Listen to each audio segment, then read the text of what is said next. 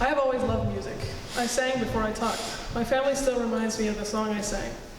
At 2 years of age, I began harassing my mother to let me learn to play the violin, since I could hear my neighbor, Allison Nixon, practicing outside on her deck.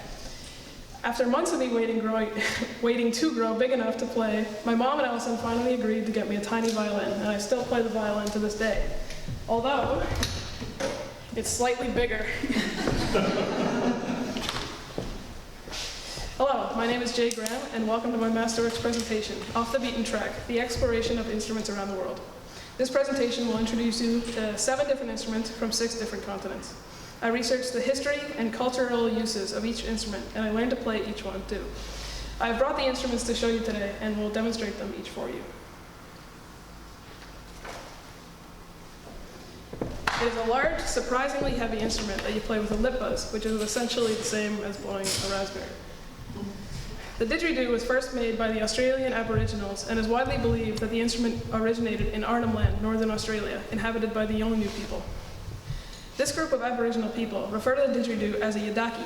To make a didgeridoo, men from the tribe would find long, usually eucalyptus tree trunks that had been naturally hollowed out by termites.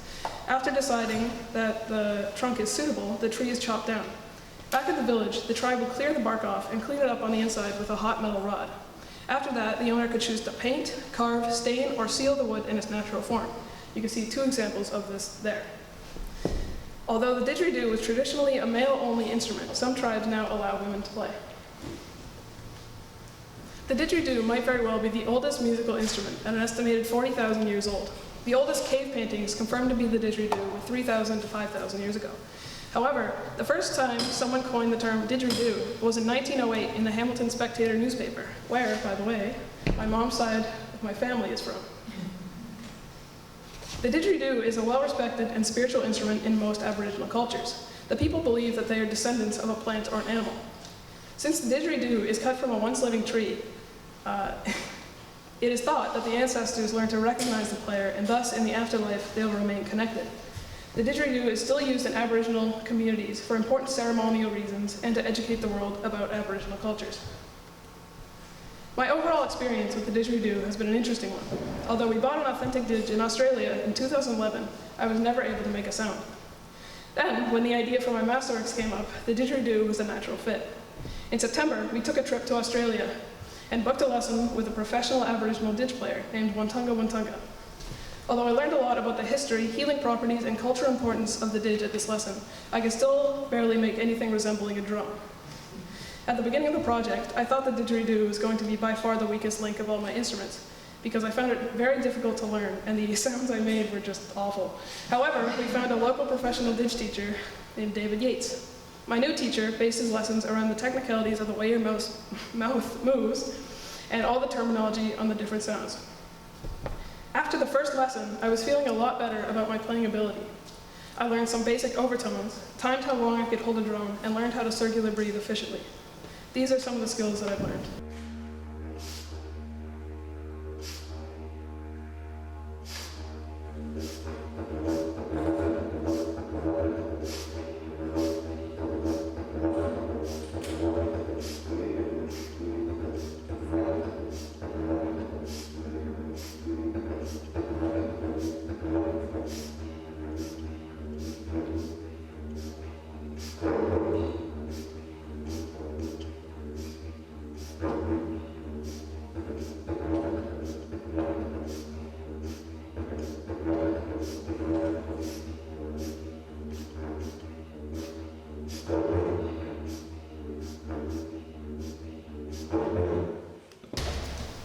The mandolin is a medium-sized 8-stringed instrument that originated from the lute family of instruments in Italy in the 17th and 18th centuries.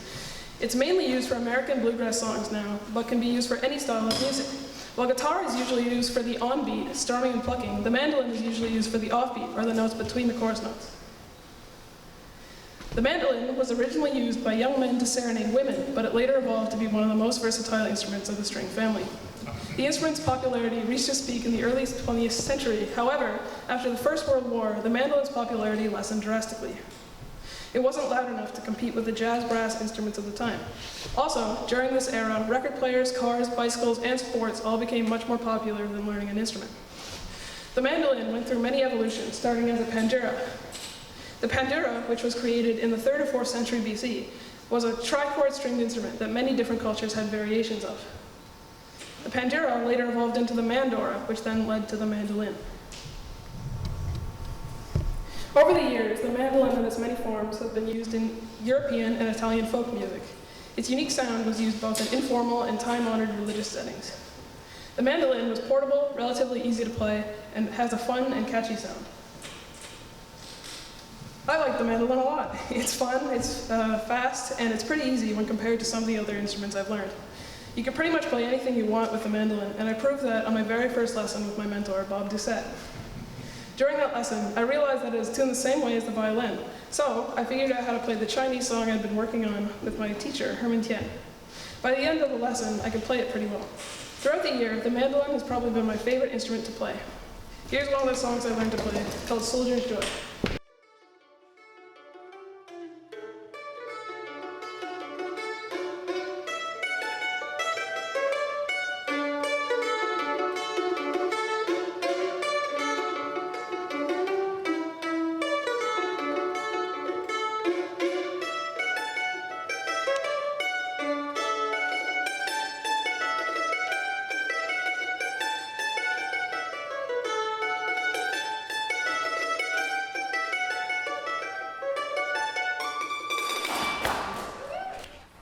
I also learned to play the Appalachian Dulcimer.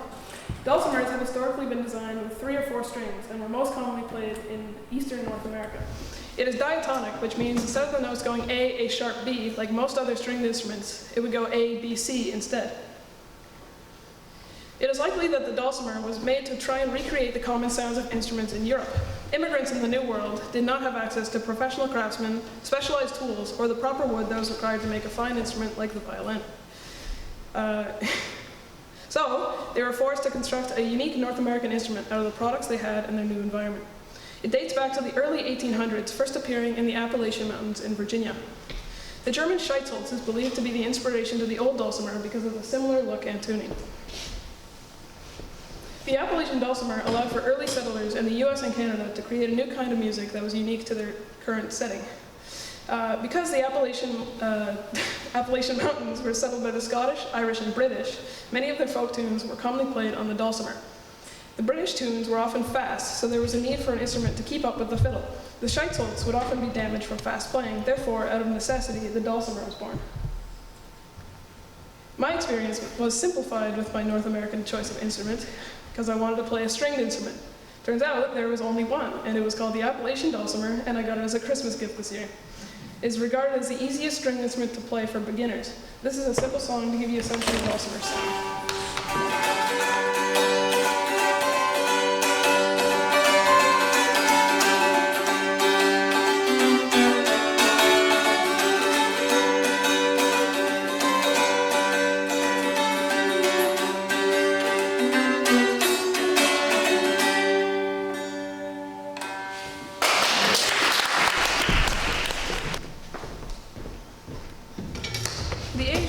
I chose to show you is a Thai flute called the pikoi.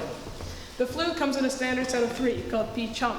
The largest is called pi klan, the medium is the pikoi, and the small is pi lek. The pikoi is a simple bamboo flute that is closed at one end, open at the bottom, contains a single metal reed through which you blow. The different notes are made by placing your fingers over the holes that have been drilled into the flute. These flutes are often joined by a musical ensemble of other wind, percussion, and stringed instruments. They are used to accompany traditional Thai dancers, theater, mass dance drama, classical dance, and shadow puppet theater. The Thai B was first recorded as an official instrument by King Baramatraya Kanat I. However, it originated during the Sukhothai period, which spanned from 1238 to 1582 CE. It was commonly used to entertain royalty along with singers and dancers. Many of the traditional dances included stories of brave warriors and wartime in general. Traditional Thai music is also commonly played before Muay Thai matches or Thai kickboxing, which is a local phenomenon. There are many kinds of flutes, and B is just an overarching term for flute. The word after B is a description, like lek meaning small. Currently in Thailand, there is a resurgence in ancient instruments as the Thais try to preserve their heritage. The government and philanthropists of Thailand continue to support cultural exhibits, museums, and musical schools, so this genre can be heard throughout Thailand.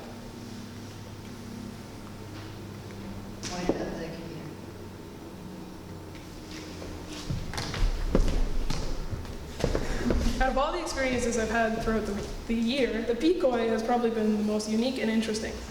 It all started with our van driver named Toon in Thailand, coincidentally knowing the owners of a Northern Thai ancient music school. We were able to drop by for a tour, and the head teacher offered to give me private lessons on an instrument of my choosing. I chose the flute because I had never played a wind instrument before. After that, our Thai friend Sophie bought me my own set of flutes as a gift. Studying an ancient Thai instrument in northern Thailand was an amazing experience. Not only was I in northern Thailand traveling with family and friends, but I was also able to meet local musicians and see ancient Thai music being played throughout the country. This song was taught to me by my teacher Guy, and is a lullaby called Sao.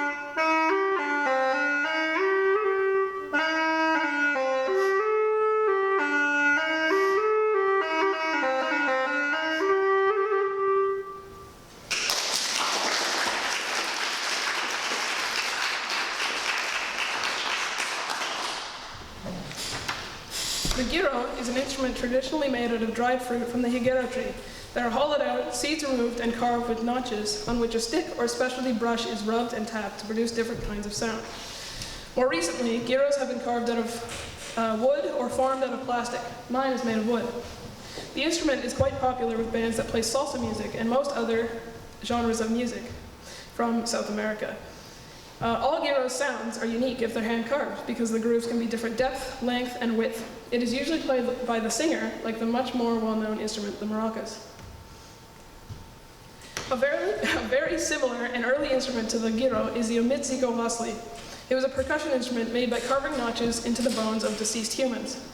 The gyro was first used by indigenous cultures in Puerto Rico. The Taino people are the indigenous people of the Caribbean from the 16th century and beyond. A Puerto Rican historian first documented the use of the gyro in 1788. Originally, it was mostly used to accompany dancers along with maracas and tambourines. In South American cultures, music plays a very important role. Events such as Discovery Day, Three Kings Day, and many others are always accompanied by music and dancing.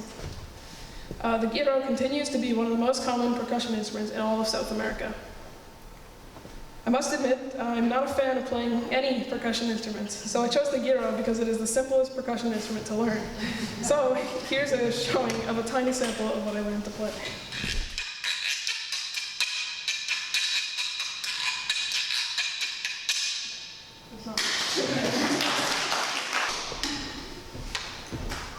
The bass is the largest member of the stringed instrument family. It resembles a violin, but is more than 6 times taller and several tens of times larger in volume. The strings are tuned EADG, lowest to highest, which is the exact opposite of a violin. The height of a full-size bass is around 6 feet, but can vary between models. This bass is a 3/4 bass and is just under 6 feet. The stand-up bass was crafted in Italy's Brescia and Cremona regions in the 1500s. It was crafted to be the lowest instrument in the violin family and to be played as the main bass sound in orchestras. The first basses were designed with 3 strings rather than the current 4 and were tuned to the player's own liking. It was only in the 20th century when it was decided that 3 strings was too little and 5 was too many, so they settled on 4. The bass was used very similarly to other European instruments at the time, being mainly used for classical music and symphony orchestras. The orchestras at the time needed a new bass instrument to make pieces more soothing to the ear and help the other instruments keep time. So they made a very large instrument with equally large strings, and that's how the bass was created. At the beginning of my Masterworks, I thought I wouldn't like the bass very much because it wasn't a melody instrument. However, throughout the year, it started to grow on me, with the help of my mentor, Liz Watson. In my opinion, in order to be impressive on the bass, you have to have years of experience, which I obviously don't have. Fortunately, the point of the bass is to support other instruments playing at the same time. which is surprisingly fun. I like the bass a lot, but because of its inconvenient size and equally large price tag, I likely won't be able to continue playing it. I'll now play a little bit of what I learned on the bass.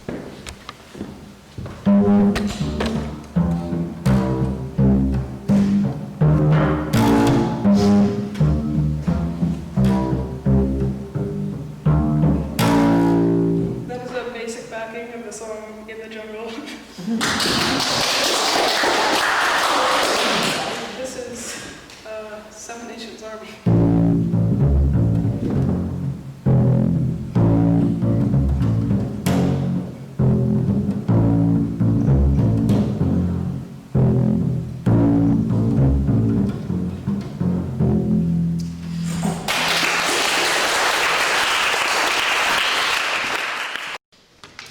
The mbira is a small square piece of wood called the gariva with small prongs of metal called tine secured at the top meant to be plucked for their tones. Mbira makers will attach metal wire, bottle caps, beads, or other recycled materials to the soundboard or amplifying gourd to create resonance, which makes another texture for the sound. Therefore, the mbira makes many different sounds depending on the mbira maker's choices. The mbira has been played for over 1,000 years on the African continent. Originally, they were made with 22 to 28 metal keys, often made from either iron ore or more recently hammered down bicycle spokes. The keys were placed on a hardwood soundboard, and the soundboard was then attached to a hollowed-out dried gourd called deze to act as an amplifier. The mbira is found throughout most of the African continent, but is most associated with the Shona tribe of Zimbabwe. The Shona's name for the instrument is mbira zevazimu. It means mbira of the ancestors, or spirits. The Shona people played mbira at most gatherings. The bira, or spirit possession ceremony, is used in conjunction with hand clapping, singers, and percussion instruments. It is said that the most important function of the mbira is as a telephone to the spirits, used to contact both deceased ancestors and even more tribal guardians at the all-night bira ceremonies. This belief reminded me of the didgeridoo and its similar ancestral representation. The mbira is the national instrument of Zimbabwe. It is played at weddings, funerals, and spirit celebrations. It is believed that the mbira could help tribes members communicate with spirits. Singing, dancing, and music help put people into a trance. The trance supposedly feels like the mbira is more playing you than you playing it, and is believed to help people communicate with their ancestors. The songs were a means to educate people about dangers, hunting locations, and cultural beliefs to pass down knowledge through the generations. My experience with the mbira at the beginning of the year was a little misguided. We had an instrument called the kalimba. I searched up the difference between the kalimba and the mbira, and it says they are used interchangeably, so we just went with that for a while. It wasn't until we booked an actual mbira lesson with an mbira player that we found out the difference was a lot bigger than we had thought. We bought an actual mbira from Pasi, that is my teacher, and that is the one I have now, seen over there. Although the mbira looks quite simple, it was by far the hardest instrument for me to learn. Since I didn't play the piano growing up, I couldn't use both my hands at the same time, doing different complex things. The songs that I know are more muscle memory than actually knowing the songs. I enjoyed learning the mbira and will continue playing it after this project is done. I will now play two short songs with you. The first is called Hanja, which is a song about a father who has a successful hunt, but refuses to share his catch with his family, so the children make fun of his selfishness. The second song is called Nyama Musongo, which translates to meat, M-E-A-T in the forest, so it's a hunting song.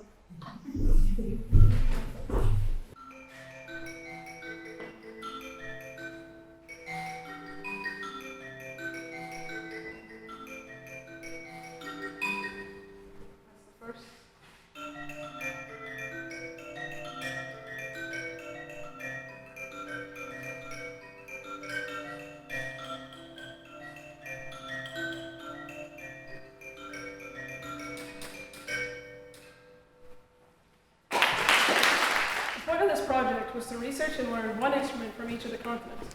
The thing is, there are 7 continents. Antarctica is the highest, driest, coldest, and brightest of the 7 main land masses. Being that it has the lowest annual average temperature of all the continents at -60 degrees Celsius, it is not the most welcoming place for cultures to form. As such, there have been no native instruments crafted there ever. However, in researching Antarctica, I did come across a musician named Cheryl Leonard.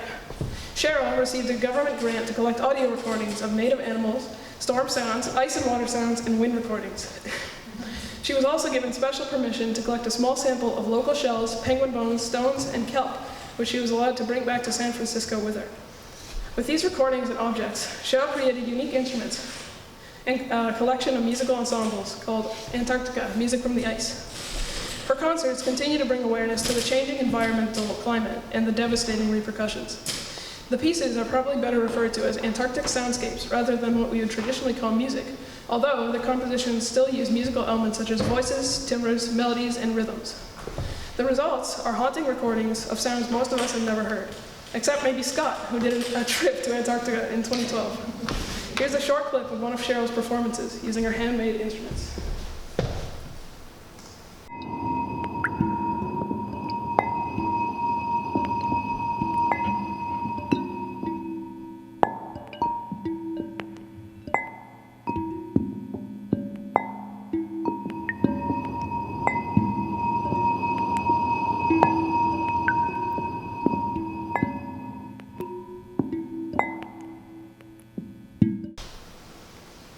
This presentation has covered the fundamentals of history, culture, and the basics of playing 7 instruments from across the world.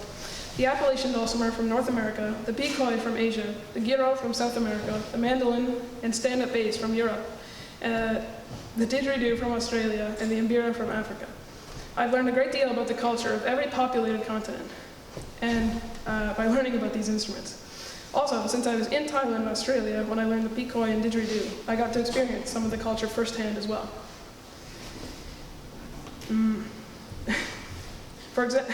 This project has given me quite a lot of experience as well. For example, I had never played a wind instrument before this, but now I can play 2 with comfortable circular breathing. I had also never played a percussion instrument before, so I learned the gyro. I had never played an instrument with a pick before, so I learned the mandolin. I experimented with all these different instruments and different styles, and overall, I came out a winner.